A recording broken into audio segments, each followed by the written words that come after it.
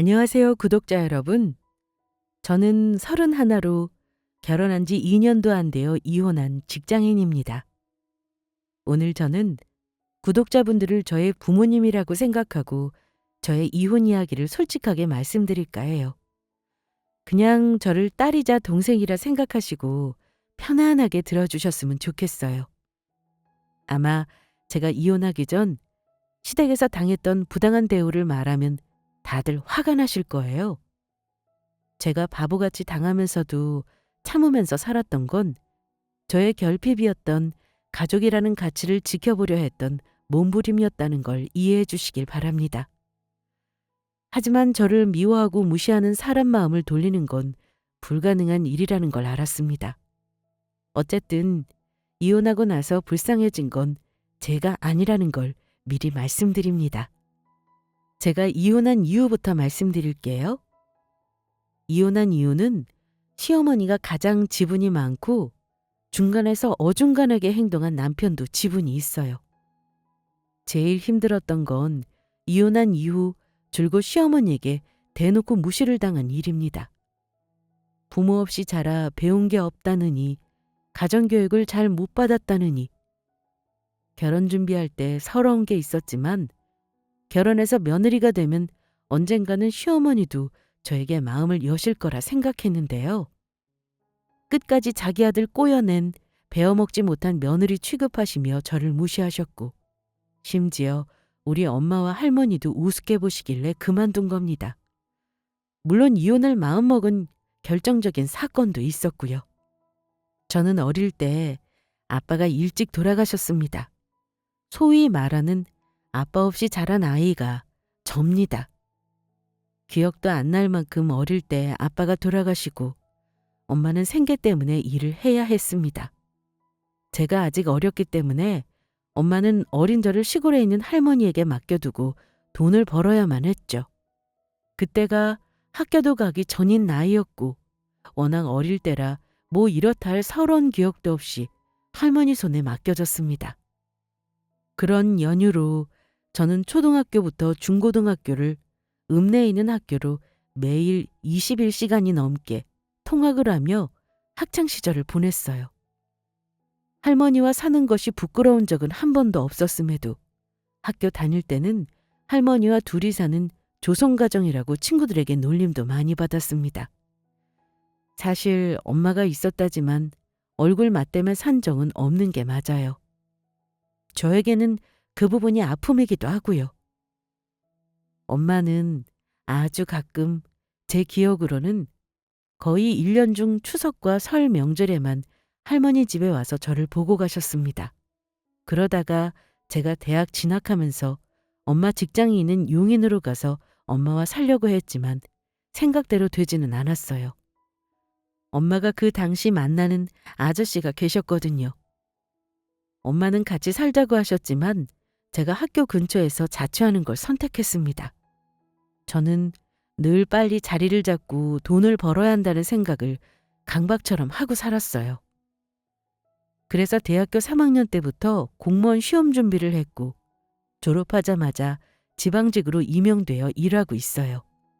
남편도 같은 공무원입니다. 제가 공직에 입문하자마자 나이 어린 사람이 들어왔다고 사람들이 관심을 많이 가져줬어요. 어리고 귀여우니 남자들이 만나자고 달라붙은 적도 몇 번 있었습니다. 그러다가 공직자가 된 지 1년 만에 남자를 만나 사귀고 결혼까지 하게 되었어요. 우리 할머니는 저 이혼한 해에 돌아가셨는데 이혼한 후 원래 할머니와 같이 살던 지역으로 전출을 왔고 이곳에서 줄곧 지내고 있습니다. 엄마는 뭐 했냐 하시겠지만 엄마도 저에게 나름 애 많이 쓰셨습니다. 대학 학비 보태주시고 결혼할 때도 옆에서 도와주셨고요. 결혼한 이후에도 줄곧 연락을 하고 지냈어요. 다만 제가 결혼하고 나서 힘들어도 엄마가 마음 아플까봐 솔직하게 말하지 않고 잘 지낸다고만 했죠. 그래서 나중에 이혼한다고 하니 저 마음 가는 대로 하라고 하셨고 사위랑 시어머니에게 할 말 다 하셔놓고도 참 많이 우셨습니다. 이혼한 지금도 저에게 그러세요. 지원이 네가 도망치든 여기로 올 이유가 뭐 있니? 김서방 그놈이 불편하면 그놈이 떠나야지. 마음고생한 내 딸이 왜 직장을 옮기고 여기까지 내려와 하는지 모르겠다. 엄마, 내가 원한 거야. 난 여기 오면 마음이 편해. 내가 잘한 곳에서 공무원 하면서 지내는 게 훨씬 좋은걸? 할머니 덕에 돈 걱정할 일도 없으니 더 좋지? 엄마도 내 걱정 말고 엄마 행복하게 살아. 괜히 나중에 아프지나 말고. 엄마가 너한테는 그저 미안한 마음뿐이다. 시집가서 이쁨 받고 사는 줄만 알았지 그런 마음고생한 줄은 몰랐어. 왜 엄마한테 진작 말하지 않은 거야? 어? 알았으면 엄마가 가만히 있었겠니? 너한테 엄마가 그렇게 믿음이 안 갔어? 엄마도 참. 나는 그냥 엄마가 걱정하는 게 싫었을 뿐이야. 그래도 말을 했어야지. 너 혼자 속 끓였을 생각을 하면 엄마가 억장이 무너져서 그래. 엄마는 어릴 적부터 저에게 미안하다는 말을 늘 입에 달고 사셨던 것 같아요. 어릴 때는 엄마는 왜 나를 할머니에게만 맡겨놓느냐고 원망도 속으로 했지만 커서 보니 엄마가 아빠랑 사별했을 때 나이가 고작 29이더라고요. 엄마가 얼마나 힘들었을지 나중에 다 커서야 이해했습니다. 아니, 엄밀히 말해 결혼하고 나서야 이해했던 것 같네요. 작년은 저에게 유독 힘들었던 한 해로 기억날 것 같아요. 할머니도 돌아가셨고 저도 이혼을 했으니 말이죠. 그래도 이혼하고 나서 할머니와 살던 동네로 온 지금 드는 생각은요. 이곳으로 참 잘 온 것 같다는 겁니다. 이제야 제가 있을 곳으로 돌아온 느낌이에요. 할머니 집도 리모델링해서 손보고 이런저런 정리를 마치고 나니 옛날 생각이 많이 나더라고요. 저의 이혼 사연을 말씀드리자면 개인사를 어쩔 수 없이 조금은 알려드려야 할 것 같아요. 저는 엄마가 계시긴 합니다만 어릴 적에는 거의 할머니 손에서 컸습니다. 조손가정이나 다름없었어요. 조손가정이라고 하면 아마 다들 어려운 환경에서 자랐겠구나 하고 지레 짐작하시고는 저를 불쌍한 눈으로 보는 경우가 많습니다. 근데 저는 결코 불쌍하게 자라지 않았습니다. 할머니는 저를 다른 젊은 엄마들보다 더 살뜰하게 돌봐주셨고 키워주셨어요. 아주 어릴 때는 몰랐지만 커가면서 저도 알았죠. 제가 다른 아이와는 조금 다른 상황에 놓인 사람이라는 걸요. 그래서 어릴 때부터 조심스러웠고 조금은 성숙한 아이로 자랐습니다. 할머니는 제가 기죽을까봐 모자람 없이 지원해 주셨어요. 초등학교 때도 읍내까지 손잡고 다니시면서 수학학원, 영어학원도 보내주셨죠. 제가 혹여 풀이 죽어있기라도 하면 늘 할머니는 걱정 말라, 기죽지 말고 당당해야 한다는 말씀을 자주 해주셨습니다. 우리 지원이 이 할미가 대학교 공부까지는 다 해줄 거니까 아무 걱정하지 말어. 혹시 다니고 싶은 학원 있으면 할미한테 말해야 한다. 그 뭐냐, 피아노든 미술이든 할머니가 해달라는 거 다 해줄 테니까 말이야. 알았지? 할머니가 있는데 뭔 걱정이여. 기죽을 거 하나 없어. 내가 기죽기는 할머니 손녀 기죽을 일 없어요. 걱정 마세요. 나 공부 열심히 해서 나중에 할머니 호강시켜줄라니까 할머니는 건강하게 나랑 오래 살아야 해요? 그래야지. 우리 지원이 나한테 효도하는 거 보려면 오래오래 살아야겠다. 내가 아주 90살, 100살까지 살 테다. 그때까지 할머니 농사 지을 수 있을까? 차라리 내가 할머니 농사 같이 할까 봐. 아소! 행여라도 그런 소리 말어. 이 할미가 몸이 다 닳아 없어지는 한이 있어도 너는 절대 이 힘든 농사 안 시킨다. 저와 할머니는 충북의 한 작은 지역에 살아요. 아주 깡초는 아닙니다. 이곳에서 할머니는 농사를 꽤나 크게 하세요. 할아버지가 돌아가시고 나서 규모를 줄였다고 하지만 축사도 있고 꽤나 넓은 농장을 관리하십니다. 나이답지 않게 자세도 꼿꼿하시고 그야말로 배포도 큰 여장부십니다. 농번기에는 일꾼도 많이 부리시고 저도 고사리 손 보탠다고 할머니 고추 바치며 축 사며 참 많이 따라다녔던 기억이 나네요. 할머니는 저에게 엄마이자 아빠이자 친구 같은 세상에 둘도 없는 존재였습니다. 당연히 애틋할 수밖에 없었죠. 제가 고등학교 졸업하고 대학교 진학하면서 어쩔 수 없이 할머니를 시골집에 혼자 두고 가야 할 때 얼마나 걱정했는지 몰라요.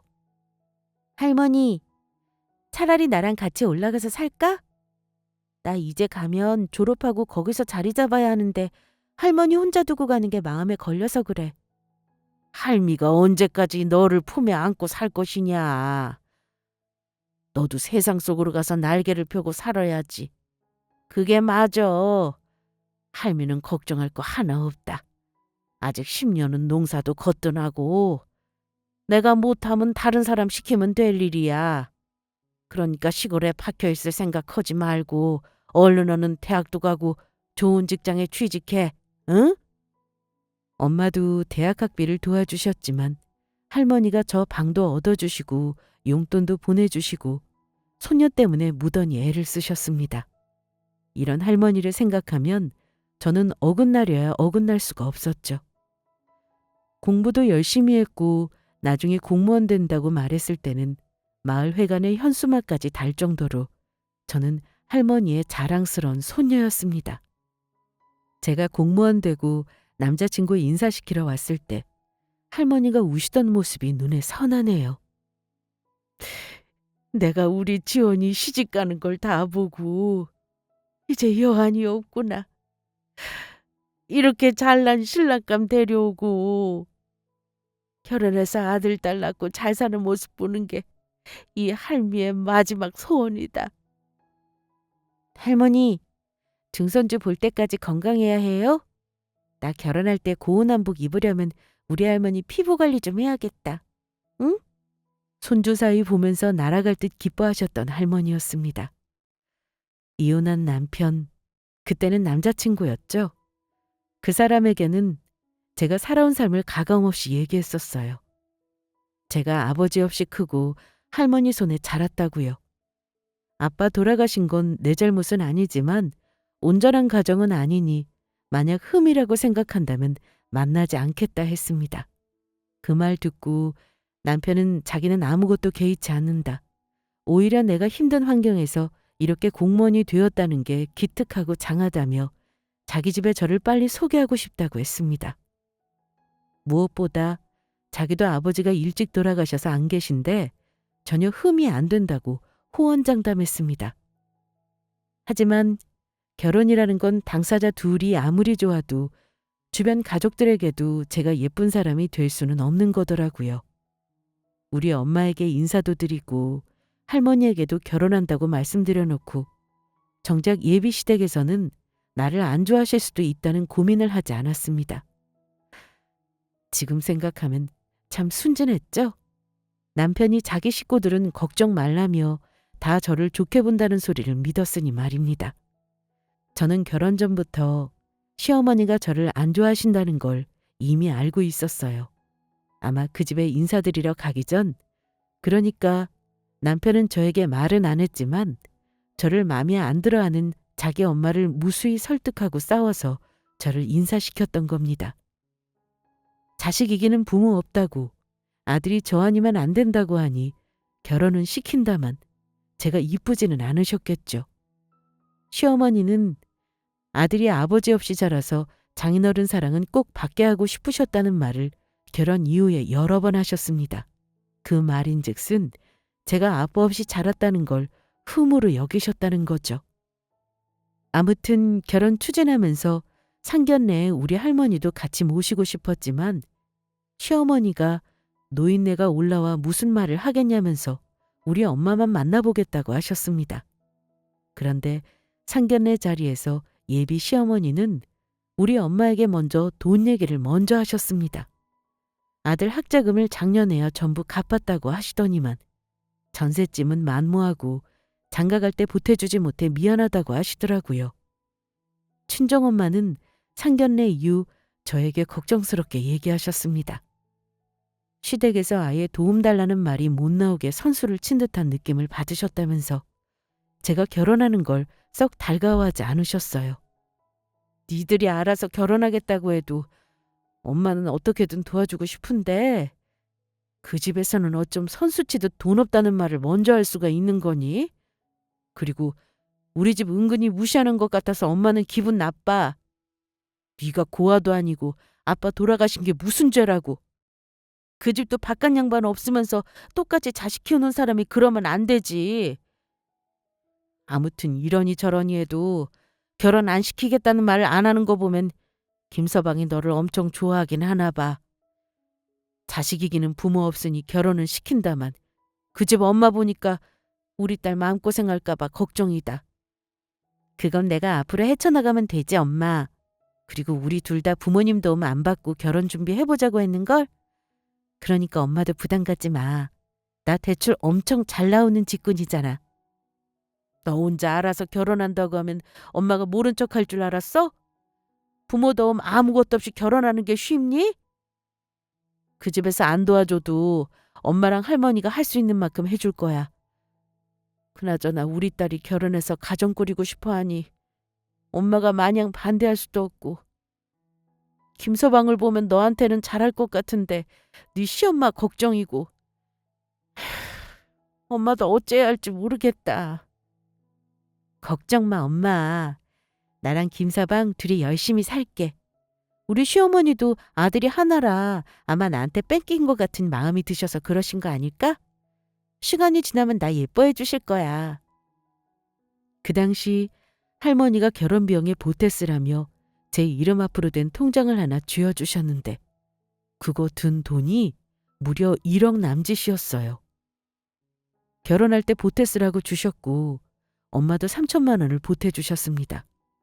제가 안 받으려고 했지만 할머니는 네가 안 받으면 기부할 거라고 으름장을 놓으시더라고요. 이건 네 돈이야. 할머니가 쉽게 주는 돈 절대 아니고 온갖 정성이 담긴 돈이야. 그러니까 네가 인생에서 가장 중요한 날 의미 있게 써야 하는 거다. 그러니 할머니 돈을 안 받을 수가 없었죠. 시댁에서 보태주신 거요? 글쎄요. 제가 알기로는 남편이 직장 다니며 모아놓은 돈이 고작 4천만 원이었고 시댁에서는 따로 돈은 보태주지 않으셨습니다. 결혼 준비하면서 신혼집이니 살림이니 장만할 때 시어머니는 집이며 혼수며 무슨 돈으로 하는지 은근히 궁금해하셨는데 저는 감추지 않고 말씀드렸습니다. 자라면서 할머니 도움을 많이 받았다고요. 돈 액수를 들은 어머니는 놀라시면서 제가 아들보다 모은 돈이 꽤 있는 거 보고 딱 한마디 하시긴 했습니다. 그래도 너희 할머니가 너를 빈손으로 키우진 않으셨나 보네. 손녀 결혼한다고 전 재산 내놓은 걸 보면 말이야. 어머니는 마치 할머니가 손녀 시집 못 갈까 봐 전 재산을 털어 어떻게든 신랑감을 놓치고 싶어 하지 않는 줄 아셨던 듯합니다. 그래서 어머니가 할머니에 대해 오해하는 말씀을 바로잡으려고 조용히 말씀드리긴 했어요. 어머니, 전 재산이라니요. 할머니가 저 어릴 때부터 엄마가 붙여주시는 돈이랑 농사지은 돈 모아서 주신 거예요. 할머니 그 돈 없어도 충분히 여유 있는 분이시고요. 그러니까 전 재산 내놓은 거라고 오해 안 하셔도 돼요, 어머니. 아이고, 알았다. 그게 뭐가 중요하다고. 어쨌든 네 할머니가 겨우 긁어모은 쌈짓돈 너한테 준 거 아니냐. 그 깡시골에서 돈 나올 구석이 뭐가 있겠어. 네 할머니가 갖고 계신 논이라도 팔았나 보지. 뭐 그 덕에 네가 시집은 큰 소리 치면서 가니 다행이구나. 네 할머니가 그거 하나는 잘해놓으셨네. 너는 부모 복은 없어도 할머니 복은 있는가 봐. 왠지 어머니가 저희 할머니를 무시하는 듯 말하고 말이 곱게 들리지 않아서 잠자코 있지만은 않고 저도 대꾸를 했습니다. 네, 저 이만큼 잘 키워주시고 잘 되게 만들어주신 게 우리 할머니거든요. 결혼할 때 통장 쥐어주는 할머니 대한민국에 몇이나 되겠어요? 어머니 말씀대로 저는 할머니 복이 많네요.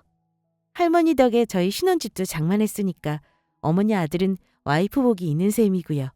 맞죠? 시어머니의 약간 삐딱한 말에 저렇게 대답했던 기억이 나네요.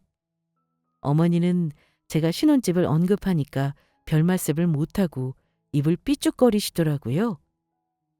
우여곡절 많았고 속상한 일이 꽤나 많았지만 어쨌든 결혼까지는 하게 되더라고요. 할머니가 저를 잘 키워주신 게 뭐냐면 늘 당당하라고 기죽지 말라고 하셨던 말대로 저는 시어머니 말에 그다지 기죽지 않았습니다.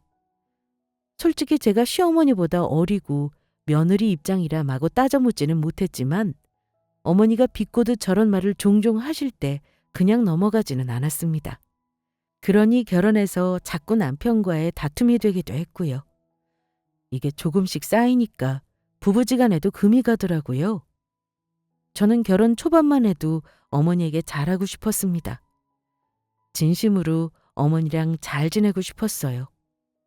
집이 마침 가깝기도 해서 자주 갔고 혹시 아들 장가 보내고 적적하실까 봐 신혼 때도 일주일에 한 번씩 가서 식사 한 끼는 꼭 같이 했어요. 하지만 어머니는 잘 지내고 싶어서 싹싹하게 구는 저의 모습을 예쁘게 봐주지 않으셨습니다. 한 번은 시어머니가 주말에 남편이 좋아하는 음식을 할 테니 아침 일찍 오라고 하시더라고요. 예, 이번 주 토요일에 성호 좋아하는 잡채랑 전 좀 할라니까 아침 일찍 와라. 나 혼자는 못해. 하지만 그 주말에는 제가 할머니 병원에 모시고 갈 일이 있어서 시댁에 가기 어려웠습니다. 저 결혼하고 나서 할머니가 대상포진으로 고생도 하시고 녹내장 수술도 하시고 무릎도 안 좋아지시고 아무튼 건강상 문제가 많아 걱정이 많았습니다. 친정엄마가 다행히 할머니를 모시고 올 준비를 하고 계셨지만 할머니 집 문제며 농장이랑 땅 문제가 좀 복잡했어요. 그래서 제가 할머니 병원 가실 일이 있으면 종종 모시고 와서 친정엄마 집에 며칠씩 머무르기도 하셨습니다. 어머니가 주말에 보자고 하셨지만 할머니를 찾아뵙는다고 어렵다 말씀드렸어요. 어머니 죄송해요. 이번 주에는 제가 못 갈 것 같아요. 할머니가 좀 아프셔서요. 못 가본 지 2달이 넘기도 했고 할머니 모셔오기로 했거든요. 저는 당연히 그럼 다음에 보자고 하실 줄 알았는데요. 시어머니는 제 상식으로 이해할 수 없는 속 좁은 말을 툭 하고 내뱉으셨습니다. 예, 너는 평일에 휴가를 내서 네 할머니를 모셔오든지 해야지. 주말은 우리 패밀리데이 아니냐. 설마 우리 아들이 거기까지 운전해서 가야 하는 거니? 네 할머니 모시는데 왜 우리 아들까지 쉬지도 못하고 내려가게 하니? 그러지 말고 너만 가고 우리 아들은 집에 보내라. 알겠니? 어머니, 매주 어머니 댁에 가고 저 친정에는 자주 가지도 못하잖아요. 게다가 저 할머니랑 각별한 거 뻔히 아시면서 왜 그리 서운하게 말씀하세요? 저 운전도 서투른데 이번 주는 남편이랑 같이 다녀올게요. 이해해 주세요. 아휴, 그러니까 늙으면 자식 손주 며느리에게 짐짝 안 되게 빨리빨리 죽어야 하는 건가 보다. 너 때문에 내 아들까지 주말에 고생하겠구나. 어머니의 말은 우리 할머니가 빨리 죽기를 바라는 뜻으로 들렸습니다. 그 말을 듣는데 너무 서운하고 화가 났어요. 상식을 갖춘 어른이라면 저런 말을 며느리에게 하면 안 되는 거죠. 그래서 저도 못 참고 한마디를 했는데 결과적으로 어머니와 사이는 더 안 좋아지긴 했습니다.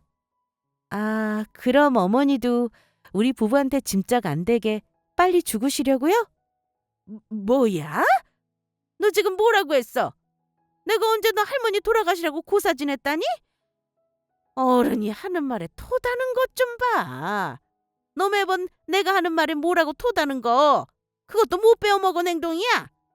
이러니 부모한테 배운 거 없다는 소리를 듣는 거다.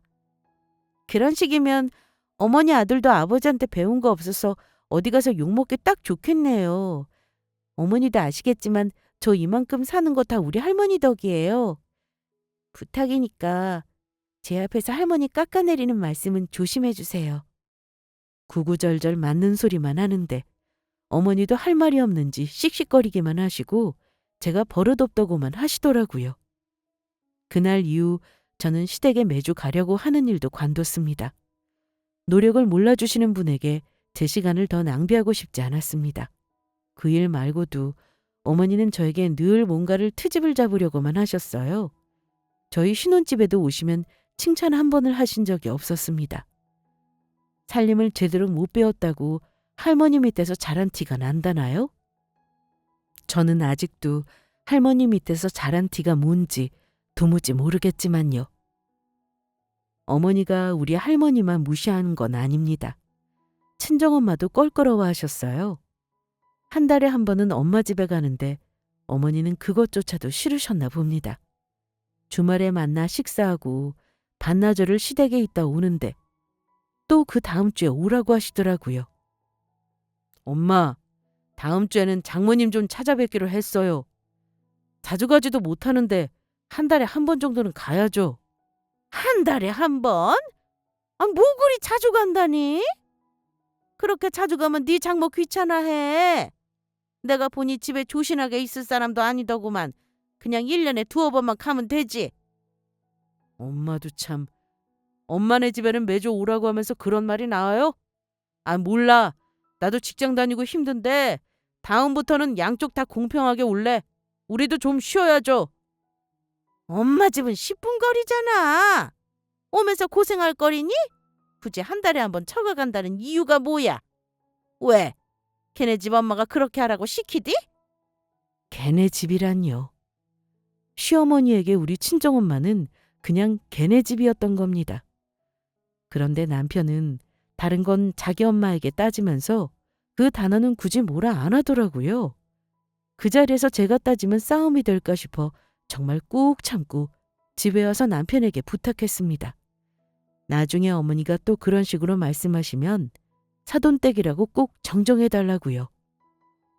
남편도 저에게 사과했고 내 말대로 하겠다고 했죠. 그런데 그 후 남편이 시어머니에게 사돈댁이라고 지칭하라고 한마디 한 일이 있었는데요. 시어머니는 어디 어른을 가르치려 드느냐고 노발대발 큰 소리만 치시더라고요. 시어머니는 상식적인 말이 안 통하고 인정머리도 없는 사람이라는 걸 확신했던 일이었습니다. 차라리 어머니가 맨날 내가 밥은 해주냐, 아침은 먹고 다니냐 하는 이런 잔소리를 해도 참을 수 있었지만 내가 무슨 고아도 아니고 친정엄마 집에 1년에 2번만 가라는 둥, 할머니 집에 왜 가냐는 둥, 늙으면 죽어야 한다느니 사돈댁이라는 단어를 쓰지 않는 등등. 저와 우리 가족을 무시하는 건 참을 수가 없었습니다. 그러니 저도 점점 어머니와 거리를 두기 시작했고 그 즈음부터 남편도 중간에서 저와 어머니 사이를 중재하는 걸 버거워하기 시작했던 것 같아요. 결혼한 첫 명절에도 걱정이 되더라고요. 어머니가 설마 친정에 못 가게 하지는 않겠지 하는 마음에 남편에게 미리 부탁까지 해놨습니다. 시댁은 식구가 없는데도 돌아가신 시아버님 제사를 꼭 지내는 집이었습니다. 명절 당일 오전에는 차례 지내고 적어도 점심 전에는 친정엄마 집에 가자고 남편에게 신신당부 해놓았죠. 할머니 댁에도 내려가야 하기 때문에 너무 늦으면 차가 막혀서 힘들기도 했고요. 하지만 어머니는 역시나 그냥 넘어가는 양반이 아니셨습니다. 너는 친정엄마네 가도 불편하지 않니? 네 엄마 만나는 사람이 있다며. 왜 우리 아들이 거길 가야 하느냐 말이야. 앞으로는 굳이 명절 당일에 가지 말고 명절 전에 가서 미리 식사 한 끼만 하고 와. 명절에는 진짜 가족끼리 지내는 거지. 진짜 가족이라는 말에 실소가 나오더라고요. 우리 시어머니가 대충 어떤 분인지 짐작이 되시죠? 시어머니가 저러실 때 남편이 저 대신 어머니에게 따지면 제가 마음이 좀 나을 텐데 남편은 어느 순간 어머니가 저에게 못된 말을 해도 못 들은 척 하더라고요. 제가 남편을 나무라고 서운하다고 하면 어머님의 행동을 참고 이해해달라고 했습니다. 점점 나아질 거라나요?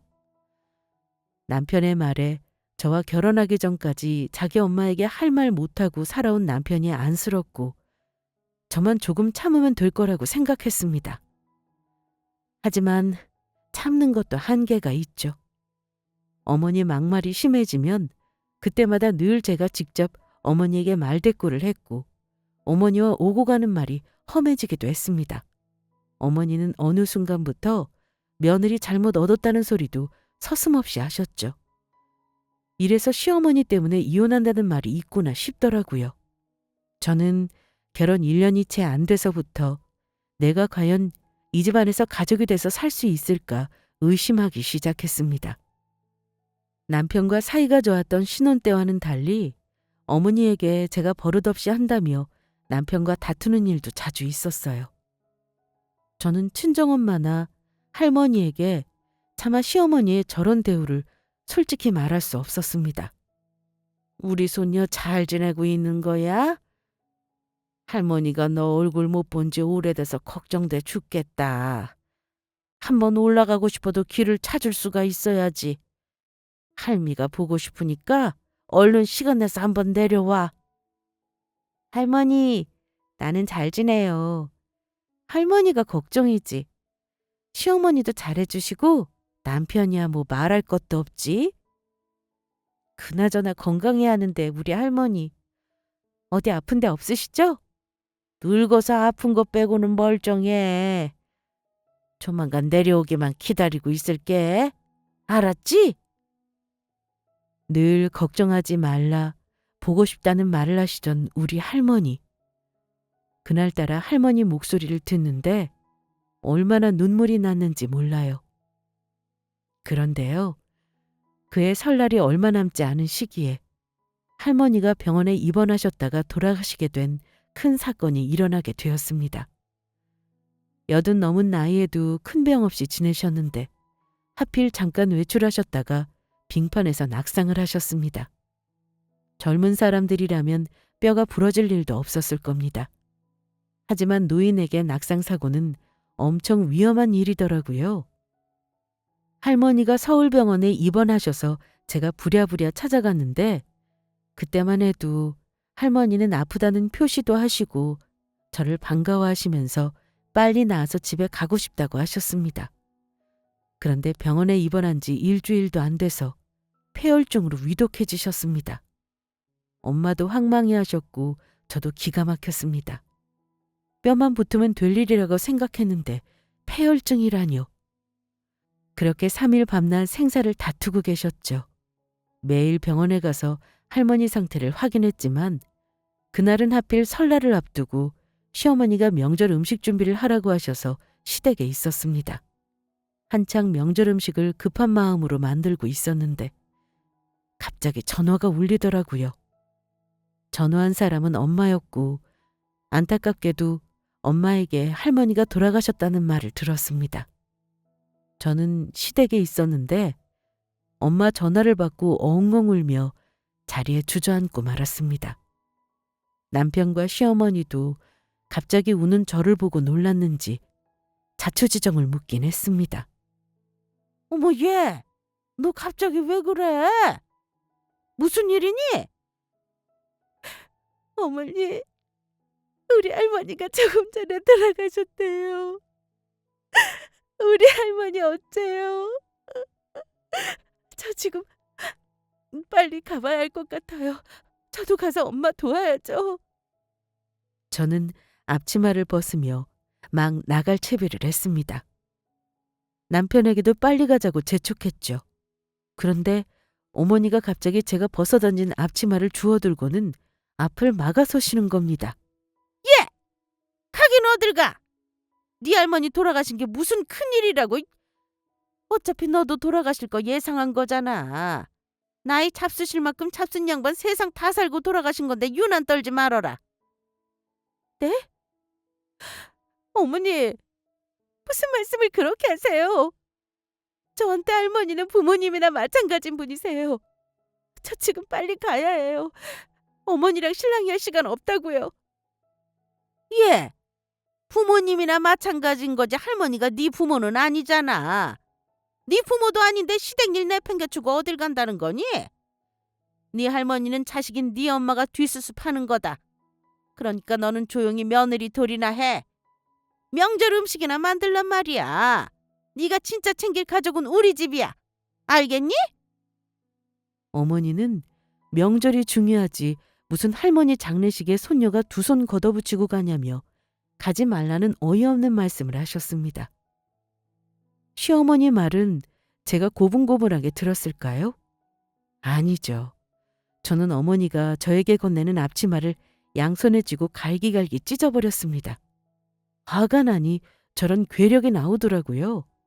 어머니는 놀랐는지 입이 쩍 벌어져서 보기만 했습니다. 진짜 가족 좋아하시네. 웃기지 마세요. 저 이 집 가족 오늘부로 사표 냅니다. 할머니가 돌아가셨는데 며느리를 장례식에 못 가게 하다니요. 저 더 이상은 어머니 못 참겠네요. 제발로 이 집에서 나갈 테니까 저 오늘 이후로 이 집 가족 아니라고 생각하세요. 어머니 아들하고 이혼할 테니까 그런 줄 아시라고요. 저는 놀라서 눈만 끔뻑거리는 어머니와 저를 붙잡는 남편을 뿌리치고 할머니 장례식장으로 달려갔습니다. 그렇게 갑작스레 돌아가신 할머니와 이별을 하고 할머니 장례를 치르게 되었어요. 시어머니는 조문은커녕 전화도 한 통 없었습니다. 그런데 장례 마지막 날 남편이 자기 엄마를 억지로 끌고 왔는지 장례식장 안으로 들어서더라고요. 저는 시어머니와 남편을 봤지만 본체만체했습니다. 엄마 역시 저에게 자초지정을 듣고 난 뒤라 사위를 냉대했습니다. 엄마는 남편이 중간에서 저를 제대로 감싸주지 않았다며 남편에게도 잘못이 있다고 하셨어요.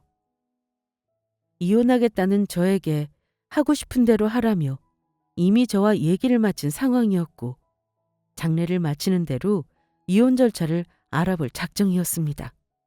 남편이 장례 마지막 날 나타나 얼굴을 비춘 것도 꼴보기 싫었습니다.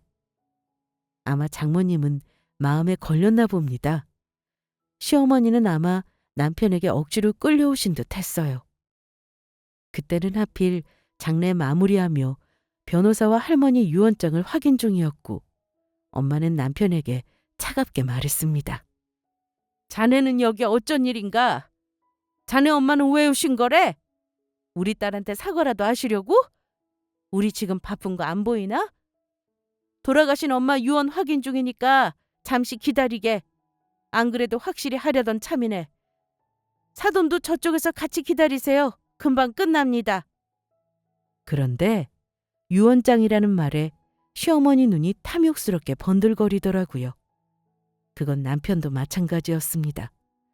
궁금함을 참지 못하고 남편이 묻더군요. 할머님의 유언장이 있으셨어요? 그 시골 사시면서 남길 재산이나 있으신가? 여보, 장모님이랑 당신 앞으로 할머님이 남긴 게 뭐라도 있는 거야? 그때 옆에서 듣고 있던 시어머니가 한마디 거두시더라고요. 아이고, 뭐가 있겠니? 다 쓰러져가는 시골집이랑 축사? 그거 뭐 몇백이나 한다고. 가지고 있으면 드는 돈이 더 많겠다. 장례식장에 저 못 가게 한 게 미안해서 오신 거면 사거나 하실 일이지. 끝까지 저를 무시하는 말에 저도 꼭지가 돌더라고요. 이제는 내가 마무리해야겠다 싶어서 엄마와 같이 의논하던 중이던 변호사님께는 잠시 양해를 구했습니다. 어머니는 제가 할머니에게 물려받을 재산이 아예 없길 바라는 것 같네요. 근데 어쩌죠? 우리 할머니가 저한테 다 쓰러져가는 집이랑 축사만 남긴 게 아니고 현금 5억이랑 땅을 꽤나 많이 남기셨어요. 우리 엄마보다 저한테 더 많이 남기셨다네요. 이건 엄마도 할머니 돌아가시기 전에 동의하신 거래요. 저도 할머니가 이렇게 땅이 많으신 줄은 몰랐지 뭐예요? 자, 이제 궁금증이 풀리셨죠? 여기 우리 할머니 조문하고 저한테 사과하러 오신 거 아니면 저는 더 이상 어머니 얼굴 볼 일 없네요. 남편은 눈이 휘둥그레지며 반색을 하더니 재차 확인하더라고요. 여보, 그게 대체 정말이야? 당신이 할머님한테 상속받는 재산이 그렇게나 많다고? 우리 할머니 재산 내가 상속받는다니까 갑자기 설레나 봐? 이혼할 건데 당신이 왜 설레요? 해? 뭐, 이혼? 여보, 아까 그건 당신이 홧김에 한 말 아니야?